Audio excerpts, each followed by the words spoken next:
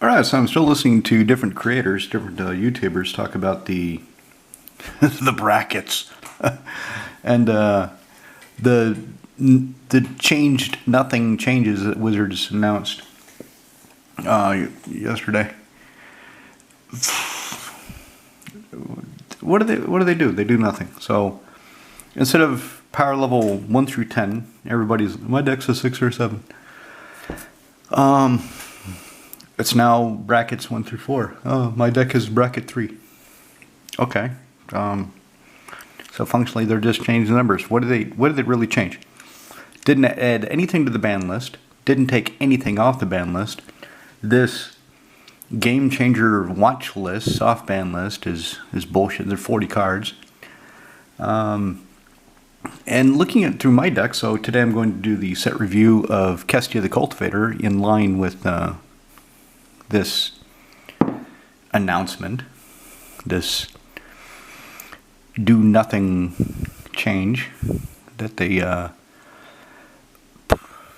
provided with great fanfare. I'm still playing it the same kind of, nothing changed. I'm kind of disappointed. So, like I said when I was going through Sharoom, when I was talking about my reaction to this, is I was kind of looking forward to shaking up my decks. It's always fun to go through the decks, and if they say, okay, all these cards, they're super tier, they need to come out, you need to quit playing them.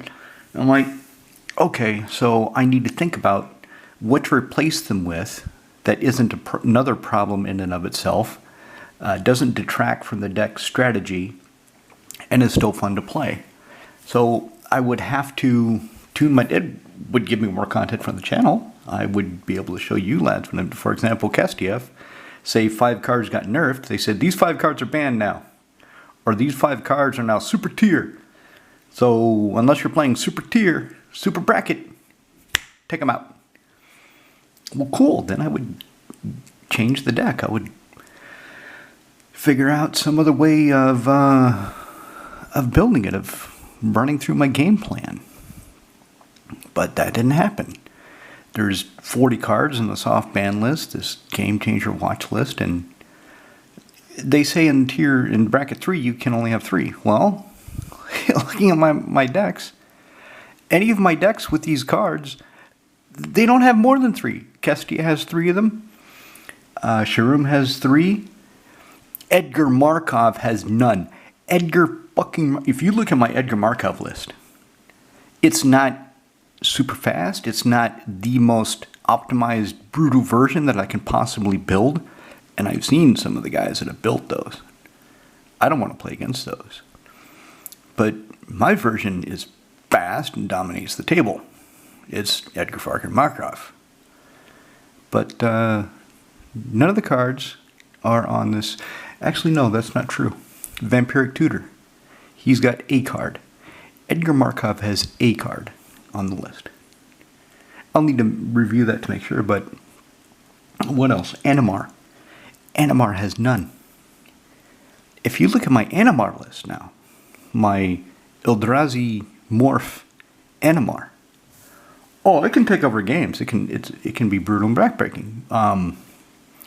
I don't have infinite combos there. I don't have Ancestral Statue.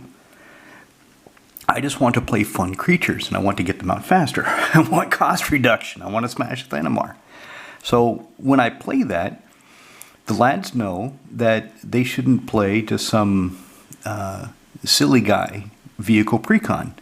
They should play something a bit more powerful. Like Cube, he'll play one of his Eldrazi decks.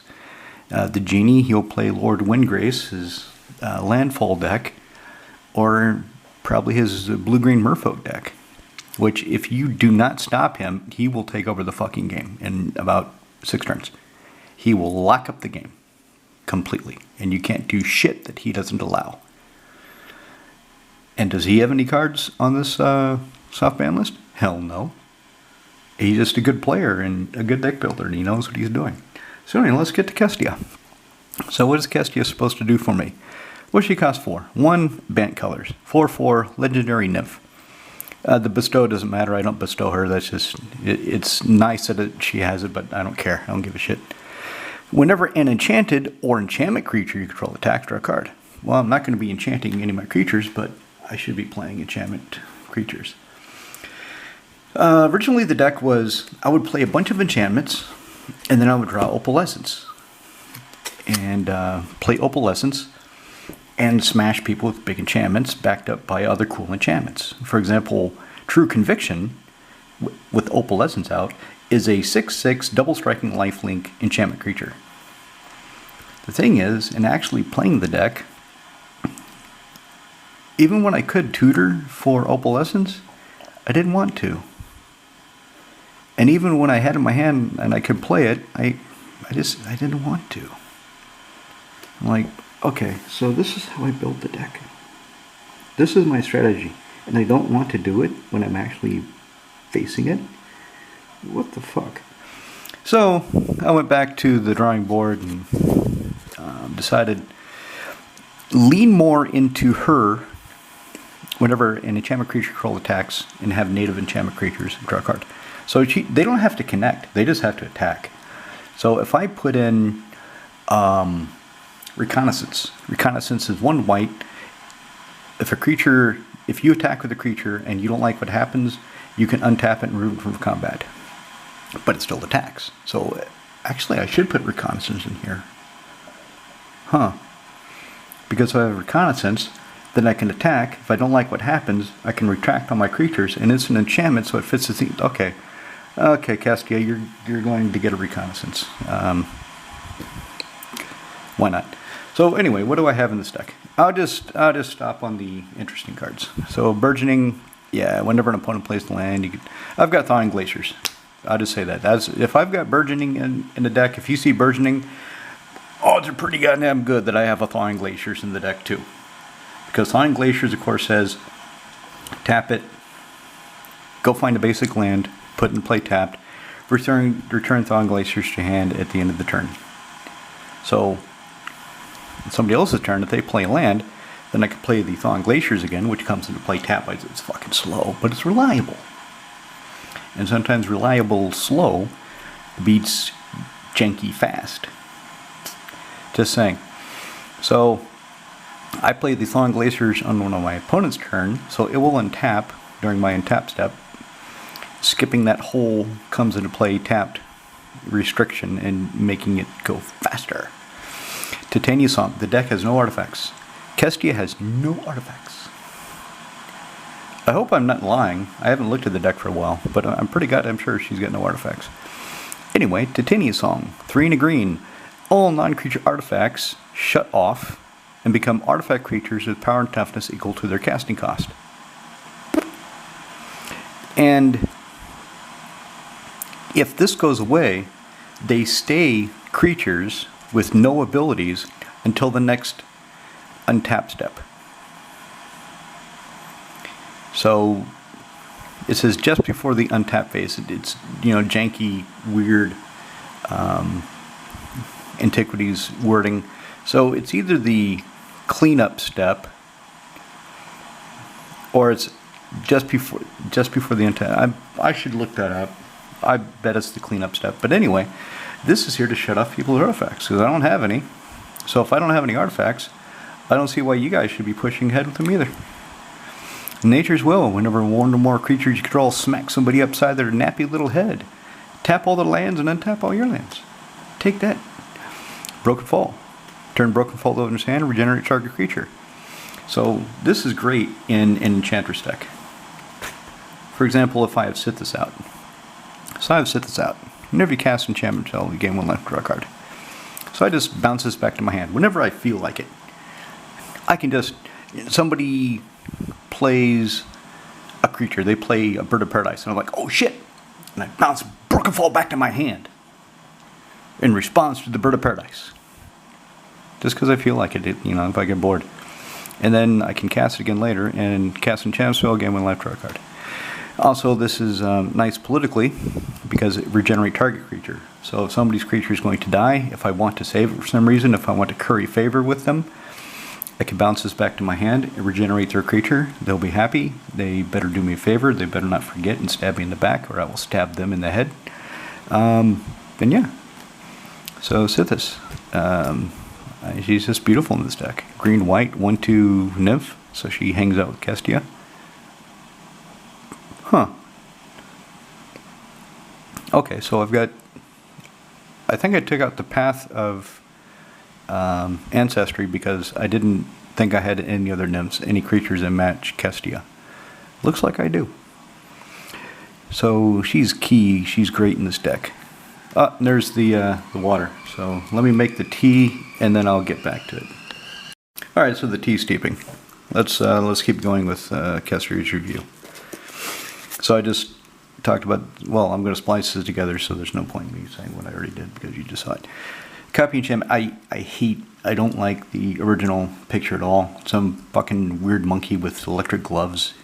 It never did anything for me. In fact, even as good as the card is, I never played it because I didn't like looking at it. I did that. It's like, oh god, this is so ugly. If it was an aura, it'd be nice because the way I play my auras is I put them under the creature, so I only see the name, so I know what it is. Some people do it this way, so they can read the text. It just depends on how you want to do it. But this is a global enchantment, so it just sits there. And the stupid monkey with the electric gloves just fucking hated it.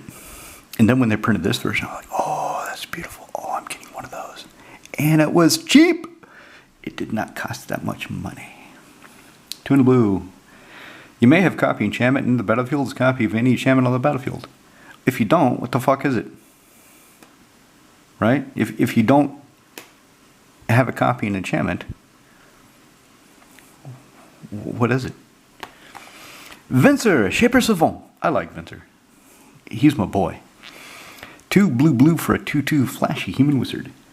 When he comes into play, you may return target spell or permanent to the owner's hand. And then hope they don't have the mana to cast again that turn, or hope that you have something to deal with it later. Anyway, I like him. All Seed of Life's Bounty. Way of saving some of my enchantments. He's just cool. 1 for a 1/1 life linking nymph. Another nymph.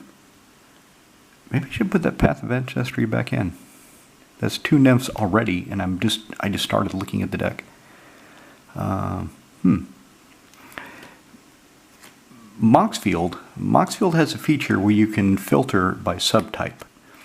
So I can filter by subtype and look at all the nymphs in the deck. I should have done that. Other than just thinking, I don't have that many nymphs. Who cares? I've already hit 2. Sphere of Safety. 4. 1 weight. Creatures can attack you or planeswalker you control unless your controller pays X, where X is the number of enchantments. So if I've got 6 enchantments, nobody's attacking me unless they pay 6 per creature. And I'm going to have 6 enchantments pretty damn quickly in this deck, I tell you. Okay, there it is. There's the first card that's on that soft ban list. This is the first game-changing card.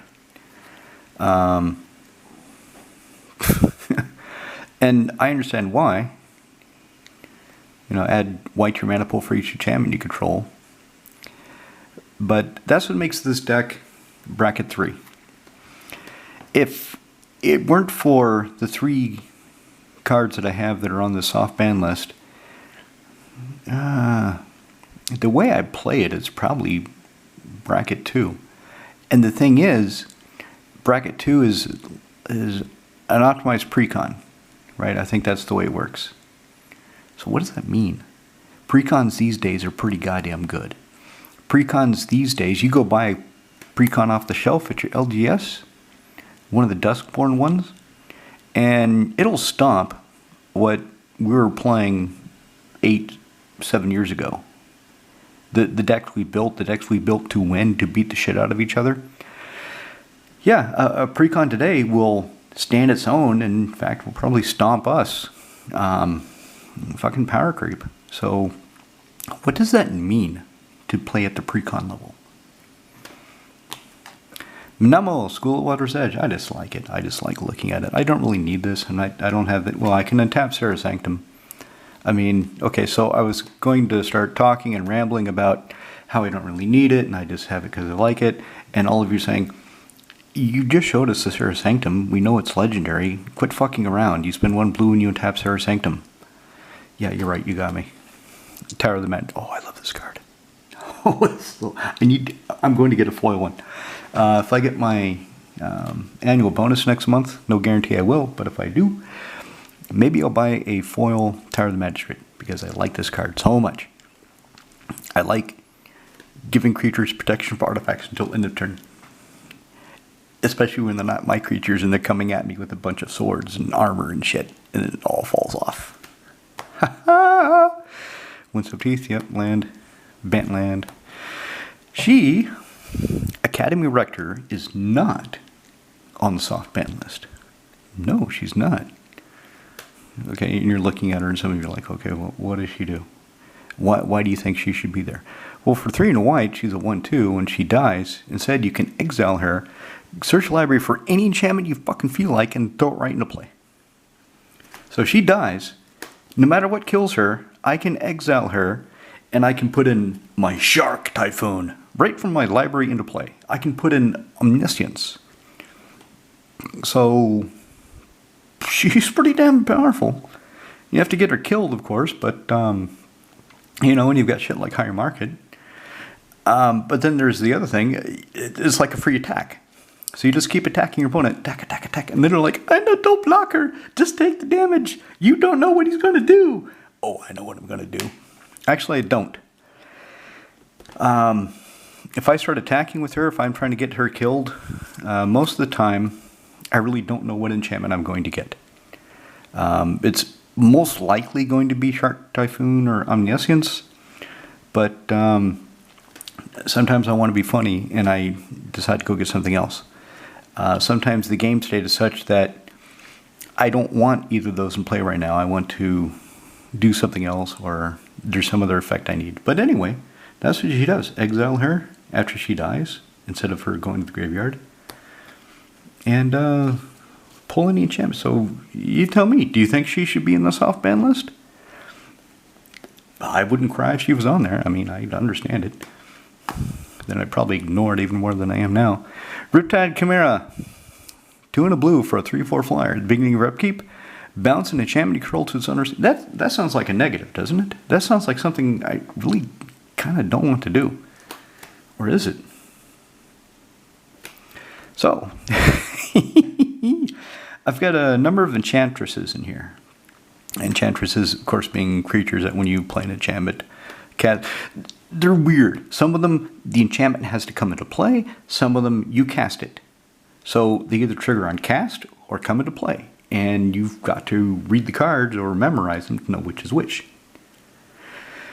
Anyway, if I bounce an enchantment and I recast it, I get to draw a card or gain some life. I mean, Sithis, that's what she does. Quit trying to go under the damn mat. Fucking Kestia here. How's that? Stand up. Treachery. If I bounce Treachery back to my hand, I can recast it and untap another 5 lands. And control enchanted creature. Archetype of Imagination. He was in Edric for a while. No, he was not. Azami. He was in Azami because he's a wizard and gives all my creatures flying. Which kind of fits Azami, except Azami is still playing cheap little weak wizards. So if I'm playing a bunch of weak wizards and I haven't got Coat of Arms yet, and I attack, and even if my opponents cannot fly, their creatures are stuck on the ground, there's a lot of random creatures at the breach. So a lot of my creatures are not going to get through reliably. So he came out of Azami. He went into Kestia because he fits her theme better. He's an enchantment, gives my creatures flying. My opponent's creatures lose flying. And instead, Azami just relies on Deep Channel Mentor. Blue creatures are unblockable. Imagine that. Omniscience, yeah, 7 triple blue. You may cast spells from your hand without paying the mana cost. I always fuck with the genie when he plays Omniscience, if he doesn't win the game on the spot. Because one night he was so insistent. I played Omniscience and I had nothing in my hand. I had like 2 cards. I had no draw engine. I had the mana, I played it. And he started getting upset that I didn't win the game. I'm like, dude, I don't have anything. He's like, you have Omniscience, you don't have anything? Hey, you should win the game right now. If you play nothing for free, If you've got nothing that matters, but you can play it for free, how's it going to win you the game? So, yeah, when he plays on Messians, if he doesn't win the game immediately, I fuck with him. It's fair. We're friends. We fuck with each other. Destiny Spinner, 1 into green. Creature and enchantment spells you control cannot be countered. Okay, I always forget this. So 3 into green, target land you control becomes an XX elemental, trample and haze. Okay, so it makes one of my lands a big elemental with trample and haste. Wow. I should remember that. Maybe I should go for her. Sterling Grove! All other enchantments you control have Shroud. So I can't regenerate my enchantment creatures if he's in play. But my opponents can target him, so there you go. Fair enough. Sack it. Go find an enchantment card in your library, show it off, shuffle your library, put it on top. Yeah, but exploration. You can play more lands. One more land. Prairie Stream. Sun Titan. Oh, I love this guy. Sun Titan. He's my bro. 4 white, 6/6 vigilant giant. Whenever he comes into play, you can pull something out of your graveyard. Even if it's just a land, I mean, that's value. If he comes into play and you pull a fetch land, that's still value. If he attacks and all you get is Alcedo Life's Bounty, it's still a free creature. Heliod, God of the Sun. 3 and a white. The main reason he's in here is the vigilance is okay, but he's a mana sink. So if I get that Serra Sanctum going, and I've got ideally some multiple of 4 enchantments, so 4, 8, 12, something like that. And then I can tap the Serra Sanctum and put that many 2/1 white cleric enchantment creature tokens in the battlefield, thereby upping the count of enchantments I have, making Serra Sanctum even better. Land. Land. Land. Yamama's Reach. It finds land. Nature's Lore. It finds a forest. Savannah. Now here's where we get into something interesting. Right? This is an original dual land. I bought these a few years ago because I missed having them, and I wanted one of each for the art, for the memories. 20 years ago, my original collection that I sold before I immigrated, before I left the United States, I had at least 5 of each dual land. 4 vised, and then 1 of each in black border foreign, German, I believe. So I wanted 1 of each dual land. They're expensive, but are they powerful? What do? They fix my mana. They're fetchable. They're searchable. You can find them because they have the basic land types. Should they be on the soft ban list? If so, why? They're just lands, but they represent something.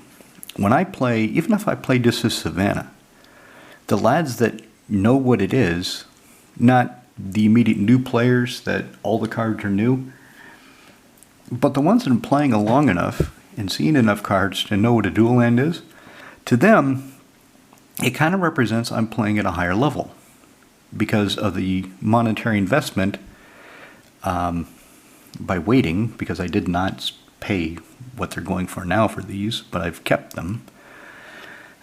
Well, except for that tropical island that I bought a year ago, that was still expensive. But anyway, dual lands kind of represent something else. And I don't like what it represents to some people, but I want to play it. I like playing my cards, and I like having them. I like seeing them. I like the art in the text box. I like the way it looks. It's very evocative for me. A lot of memories in these cards. Should they be banned? Should they be banned from Commander? Or should they just get rid of the reserve list and print them again? Not that they're going to, because reasons. But so they represent something else. Anyway, let's keep going. Okay. So that's Savannah. And I've got the other 2 in here too. She's got all 3 of her her dual lands. That is not on the soft ban list. That is not a game-changing card. This is Ristic Study. 2 and a blue, whenever an opponent casts a spell, you may draw a card unless that player pays 1. Mainly this is on the soft ban list because it's annoying. And I understand it's annoying because whenever anybody plays any spell, you say, trigger, do I draw a card? Then they play their second spell. Trigger, do I draw a card? Do you pay the 1? Do you pay the 1? Are you going to pay the 1? Did he pay the 1? Did the cat pay the 1? Fucking cat. He can't pay the 1. He's got no mana. Stupid pussy cat. So I understand why that is there. And that's the second of the 3 cards in this deck that makes it bracket 3 by default, because there are 3 of those game changers, and bracket 3 says you can have only 3. Not that I need to talk to the lads and see what we're going to do about it. I think we're going to ignore it because it doesn't really change anything. There's no ban list change, there's no unbanning, there's no cards going on the ban list. So we need to talk about what does this mean for us? It means nothing. We just keep playing with the same decks in the same way we have been. It's kind of annoying because, you know, all the weight, all the expectations, and then there you go. Okay, thank you very much. Sigil in the Empty Throne, 3 white, whenever you cast an enchantment spell, create a 4/4 white and creature token flying. Pretty. You have My Cradle Growth. Each land is a forest, in addition to whatever the hell else it is. Counterspell, yeah. Land. Flitterstep Eidolon. So this is where I started looking for more fun enchantment creatures. I wanted more native enchantment creatures that just I attack and I get cards. So this dude can't be blocked, which is good because early in the game, a 1/1 creature is only going to poke somebody, and then in 1 or 2 turns, they're going to have a 2/2 or 3/3 or an 8/8 and just fucking block it. So at least this Flitterstep Eidolon can't be blocked. Land. Forbid. If I'm drawing a lot of cards, I should be able to buy back to Forbid. So Kestia, whenever an enchantment creature I control attacks, yeah, it's also enchanted, but I'm not going to enchant any of my creatures. I suppose I could, but I'm not building the deck to do that. So my enchantment creatures attack, I draw a bunch of cards, and then I can buy back Forbid by choosing and discarding 2 cards. Seal of Cleansing. Sack it, and disenchant. Land. Teferi's Protection. This isn't on the soft ban list because it doesn't really change the game. It's basically super fog. It just stops you from when. Now, if somebody wipes the board and you've got a decent amount of creatures, you've got lethal for somebody. If somebody wipes the board and you hide behind Teferi, if he saves your ass, then it changes the game because when you untap, you can go after the motherfucker that tried to wipe the board and kill him. And for him, the game is over, which is a pretty big change. But this is not on the game changer list. Nope, that is not the 3rd card. Disallow. Not a dark spell, activate ability, or triggered ability. Sanctum Weaver. It's a mana dude. It's a mana dork. Add X mana of any one color, or X the number of enchantments you control. So he provides 1. It provides 1. It's kind of like a weird chick. It's probably a female. It's another fucking trad. Oh man, I should put Path of Ancestry back in this deck. I wonder if I took it out actually. Now that I think about it, I can't remember. Mirari's Wake. Creatures you control get +1/+1. Whenever you tap a land for mana, add an additional of whatever the hell you made. There it is. There's the Tundra. There's the other 2, second of the 3 dual lands that not soft banned. They're expensive. But like I said, what do they really do? They should make legendary dual lands. They should just do that. Just fucking for Commander, just make legendary dual lands. It functionally it'd be the same thing, and it'd be fun. It would be fair. If they did that, I would feel a lot better about playing my dual lands because then people would say, "You're fucking trying too hard. Look, you've got these 300 euro cards in your deck for land." Well, it's because I've had them for one. I want to play them. Fuck you. Fuck you. Fuck you. Hey, you bloody bastard. Fuck you. Anyway, Argothi Enchantress cannot be the target of spells or abilities. She has Shroud. Whenever you successfully cast an enchantment spell, draw a card. So basically, when it comes into play, when it enters the battlefield from your hand. Or maybe the wording is not. Anyway, I'll look that up later. Fuck it. Supreme Verdict cannot be countered. Destroy creatures. Aura of Silence. Artifact enchantment spells your bonus attempt to play cost 2 more to play. And then you can sacrifice Aura of Silence and disenchant. And then if you have Sun Titan and he comes into play, you can get back your Aura of Silence and do it again. Caliphate, Blood of the Sea. Kind of a junk card. It's pretty art. I like the foil. I like the way it looks. I love this enchantment. I love the Nyx enchantment frame. That's just so beautiful. I like it a lot. Anyway, her power is equal to my devotion of blue. So she comes into play and she's a 2/3 by herself. Creatures and enchantments you control have spells your opponents. Basically ward 1. Ward 1 for spells. Swords, Plowshares. Exile target creature. Whoever whoever owns that bastard, whoever controls that bastard, gets some life. Seaside Citadel. Island. Void Slime. It's disallow with green instead of 1 colorless. Heroic Intervention. Permanent control gain hexproof and indestructible until end of turn. Boom. This is the 3rd of the soft man game-changing cards.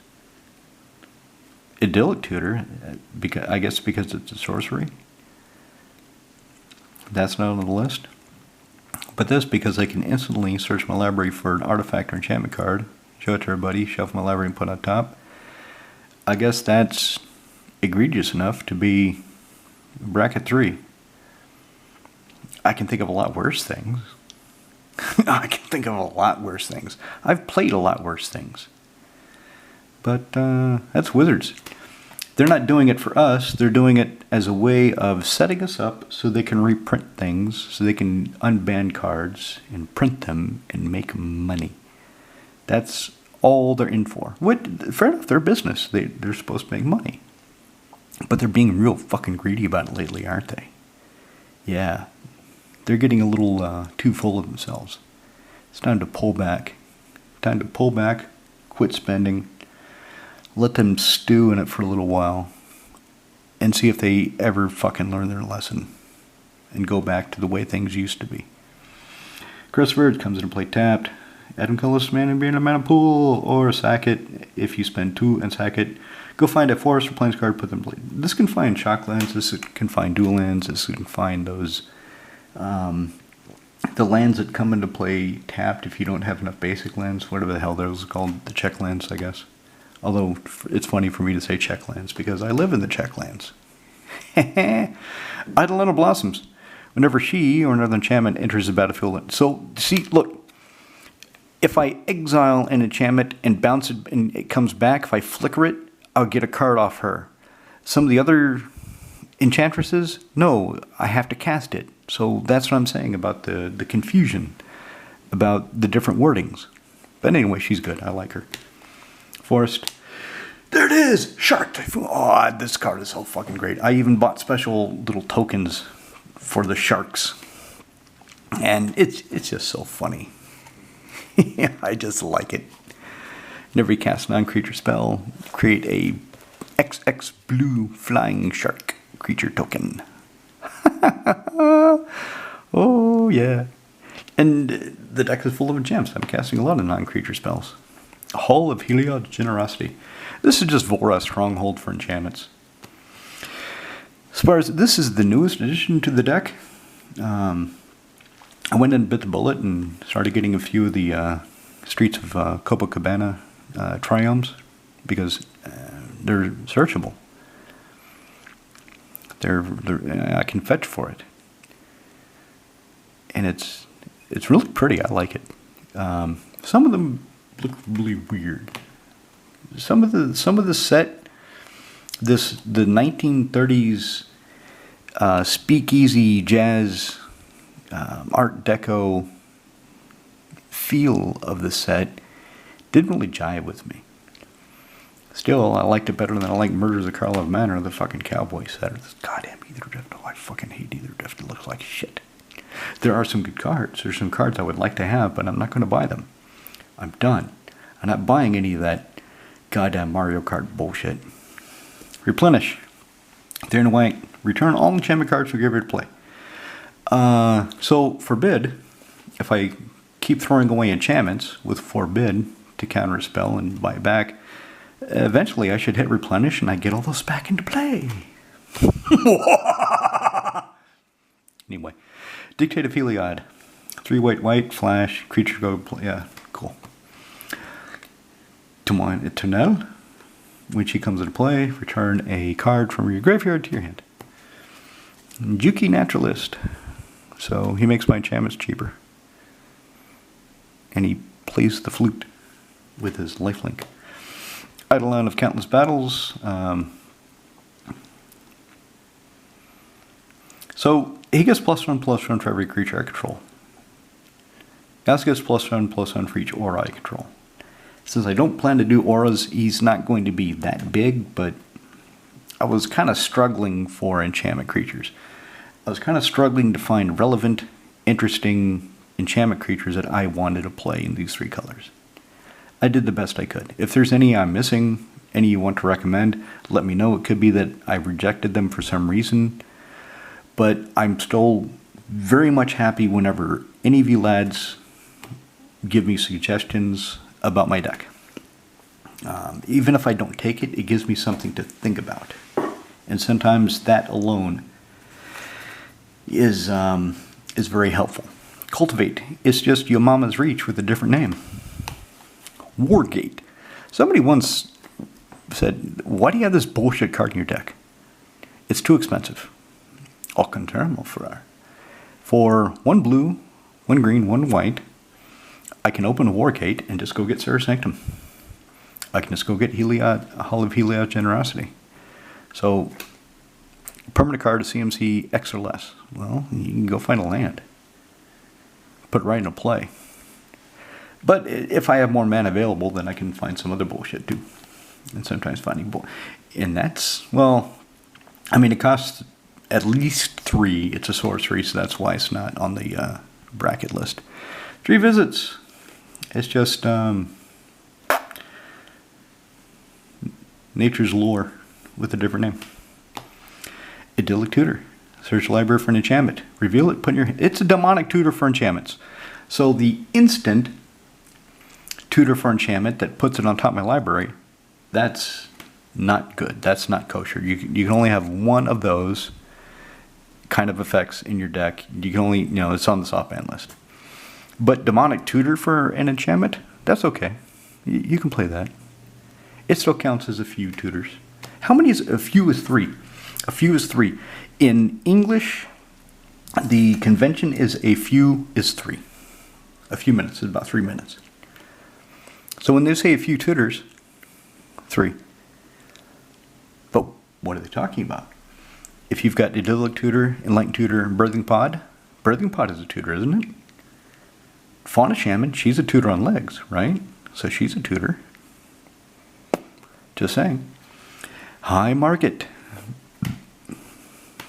What about this guy? This guy's kind of a new addition. So, if I play Starfield of Nyx, it kind of screws him. It's a non-bow. Because it costs X looks to cast for X the total mana value of non-creature enchantments I control. Starfield of Nyx, if I play, and then look, it's right here. It's the very next fucking card. So let's look at them side by side. Starfield Nyx, 4 and a white. Beginning for upkeep, you may, if you have one and you feel like it, return target enchantment card from graveyard to the battlefield. So if you've got Eidolon of Blossoms, you draw a card. If you've got Argothian Enchantress, fuck off, you didn't cast it. You don't get shit. Be happy you got to pull something out of your graveyard, you greedy bastard. As long as you control 5 or more enchantments, each other non-or enchantment you control is a creature. So Starfield of Nyx will not become a creature by itself. But if I've got Starfield of Nyx out, he's still reduced by 5. Because all my other non-creature enchantments will become creatures because of Starfield of Nyx. So, still, 12 minus 5, that's 7 for 10/10 trample that I can make indestructible. This is not too bad. So, ideally, I want to get this out, this Nyxborn Behemoth, before I cast Starfield of Nyx. But sometimes the deck doesn't do that. Everybody knows sometimes. I just said sometimes your deck doesn't do that and the fucking camera shut off. I started it up again. Whenever an enchantment enters the battlefield under your control, she gets bigger and you draw a card. She's not an enchantment. She's a hot warrior chick, though. She looks like she has some strong legs. Oh, yeah. You have my hollow privileged position. Goes great with Sterling Grove. So Sterling Grove and privileged position protect each other. Sterling Grove says all your other enchantments have Shroud. Privileged position says all your other shit has hexproof. So between the two, nobody can target your stuff, your enchantments. That's a God of the Sea. Don't know if I should really keep her in here. So target creature control cannot be blocked this turn. I just talked about Sterling Grove. If I have Sterling Grove and some enchantment creatures, well, I can't target them. I can't make them unblockable because I've played Sterling Grove. Of course, I can sacrifice Sterling Grove and go find another enchantment, and then I can target them. It all depends on the game situation at the time. Otherwise, she's 2 and a blue for a potential 5/5 indestructible. And at the beginning of your upkeep, you could describe one. Plus, she's pretty. Floated Strand. There it is. Third dual land. We talked about a bit about what they represent. I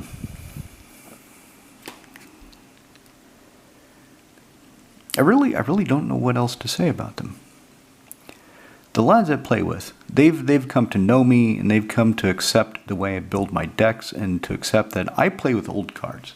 I like looking at old cards. I've been in this game longer than any of them, by far.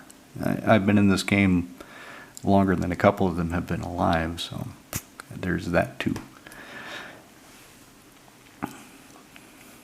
But if I were to play against another group, I wonder how they would receive this. Of course, when I go to Chernivtsi, when I go to my LGS and I see some of the lads playing, they're playing dual lands too. Some of the guys with more stable jobs that have been in the game longer, yeah, they're playing dual lands too, so why not? There it is. That's the check land. So it comes to play tapped unless you have 2 or more basics. Arrest of the Endless Web. Whenever an opponent casts an instant or sorcery, create a 1/2 green. It's too bad it's not an enchantment creature. That would be fucking ideal if it came in as an enchantment. Of course, it would start triggering some of the enchantresses, and I would get to draw cards. So I kind of understand why they didn't do that. But it seems kind of weird that this enchantment spider chick isn't making enchantment spider babies. Oh well. Ley Line of Anticipation. I just have this in here because on the off chance that I can get it first turn, fantastic. Other than that, I mean, playing your stuff with, flash. Still better with playing sorcery speed. So I can save up the end of the turn of the opponent preceding me. I can just start flashing shit into play. Like Sylvan's Scrying. Search the library for land, show it off, put it in your hand in the shuffle. Okay, Sylvan's Scrying costs 2. Wargate costs 3, and the land goes right into play. If I go find a land. If I open a Wargate, find a land. This costs 2, and I just put it in my hand. So if I've already played a land for this turn, if for whatever reason, let's say I've drawn this after I've played a land. Let's say I need to play a land to do something. I play a land, I do something, I attack, I draw a card, and then I draw this. Well, unless I've got Exploration out, I can't play that other land. But if I draw Wargate, and I've got the mana, yep, that land can come into play. There it is, True Conviction. 3 triple white, creatures control a double strike and lifelink. Hollowed Fountain, Reliquary Tower, Oblivion Ring. Ring-a-ding-dong. When ring-a-ding-dong comes into play, exile something else that isn't it. When ring-a-ding-dong leaves play, the card comes back. It's 2 abilities, though. So if you play ring-a-ding-dong, and then you exile it, or you sacrifice it, or you do something with that ability on the stack, that second ability never triggers. And whatever it is stays exiled forever. Levitation. Yeah, it backs up the archetype of imagination. Creatures you control have flying. And it just, I love the color in that. I love the color of the knights, especially the foil. I love foils. I love the art and the feel. Oh, look, here's something that I'm not sure if it's going to work. I'm not sure if this is too oppressive. This might be too oppressive, but I don't know. Okay, step 1. Return up to 1 target creature, planeswalker to owner's hand. Okay, fine.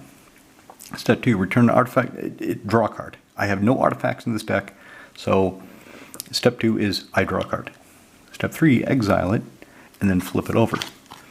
So when I flip it over, whenever I cast a spell, my opponents cannot cast spells with the same CMC as that spell until my next turn. So if I've got Omniscience, and I've got a handful of different casting cost stuff, I can really gum up the works. Yeah, it'll take 2 turns, 3 turns, turn 1, turn 2, turn 3, flip over, for me to have the living breakthrough, but still. So I'm curious to see how that works. Anyway, that's Kestia. That's Kestia the Cultivator. That's my Bant Enchantress deck. Let me know what you think.